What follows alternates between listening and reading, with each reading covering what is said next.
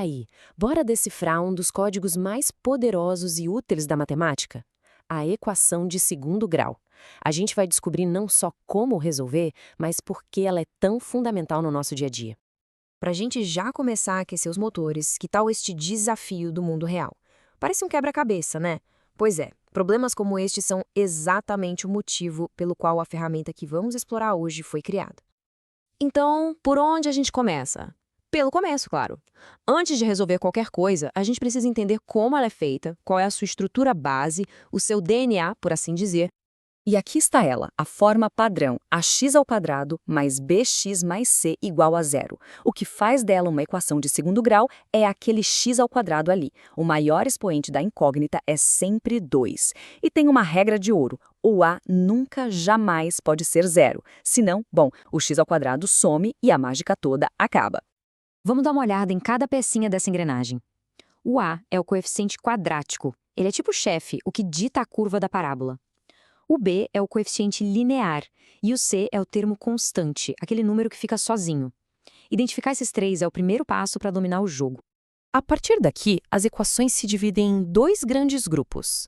Temos as completas, que têm todos os três coeficientes na jogada, e temos as incompletas, onde o b ou o c, ou até os dois, são iguais a zero.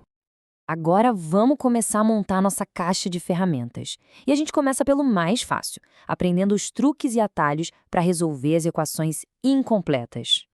Olha só, o primeiro tipo que a gente vai encarar é quando o coeficiente b é zero. A equação fica bem mais limpa, né? Vira um simples ax² mais c igual a zero. Resolver isso aqui é um processo super direto, em 2 passinhos. Primeiro, a gente usa um pouquinho de álgebra para deixar o x² sozinho de um lado da equação. Depois, é só tirar a raiz quadrada dos dois lados. E aqui está o pulo do gato. A resposta é sempre mais ou menos a raiz. Sabe por quê? Porque tanto o número positivo quanto o negativo dele, quando elevados ao quadrado, dão o mesmo resultado. Faz sentido, né?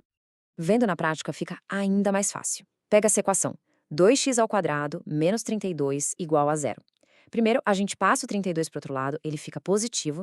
Depois, divide tudo por 2 e pronto. Chegamos em x² igual a 16. Agora é só tirar a raiz quadrada de 16 e a gente acha as duas soluções, as duas raízes. 4 e menos 4. Ok, primeiro caso dominado. Agora, e se for o termo c, que é igual a zero? Vamos ver como fica esse segundo tipo de equação incompleta. Para esse caso, a estratégia muda um pouco. A gente usa a fatoração. Colocamos o x em evidência. E aí vem uma propriedade fantástica da matemática. Se uma coisa vezes outra coisa dá zero, uma delas tem que ser zero. Não tem escapatória. E isso é genial, porque já nos dá uma resposta de bandeja, x igual a zero. A segunda resposta a gente acha resolvendo aquela equaçãozinha que sobrou dentro dos parênteses. Vamos aplicar isso em 3x² mais 8x igual a zero. Fatorando, a gente fica com x que multiplica 3x mais 18, tudo isso igual a zero. A primeira raiz é imediata, x igual a zero. A segunda vem de 3x mais 18 igual a zero, que, resolvendo rapidinho, a gente descobre que é x igual a menos 6. Simples assim. Beleza, a gente já tem as manhas para os casos mais simples. Mas e quando a equação é completa? Para isso, a gente precisa da nossa ferramenta suprema, a solução universal.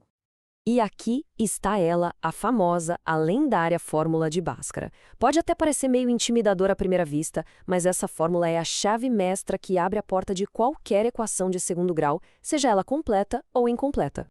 Mas antes de sair usando a fórmula toda, vamos focar no coração dela, o delta, ou, como também é conhecido, o discriminante.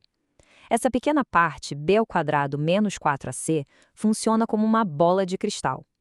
Como ele fica dentro de uma raiz quadrada, o valor dele já nos conta o que esperar das respostas antes mesmo de terminar a conta. O poder do discriminante é esse aqui. Se o delta for um número positivo, pode apostar que teremos duas respostas diferentes. Se for exatamente zero, só uma. E se dar negativo, bom, aí a equação não tem solução no conjunto dos números reais, porque não dá para tirar a raiz quadrada de um número negativo. É basicamente um mapa que nos guia. Certo, teoria entendida. Agora vamos para o que interessa de verdade. Botar essa ferramenta incrível para trabalhar. Vamos resolver uma equação completa, passo a passo.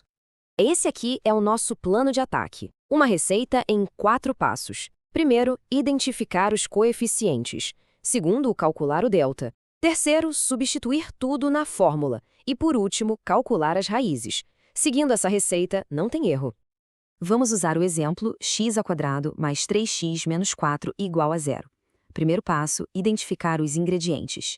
O A é 1, aquele número que está ali escondido na frente do x². O B é 3.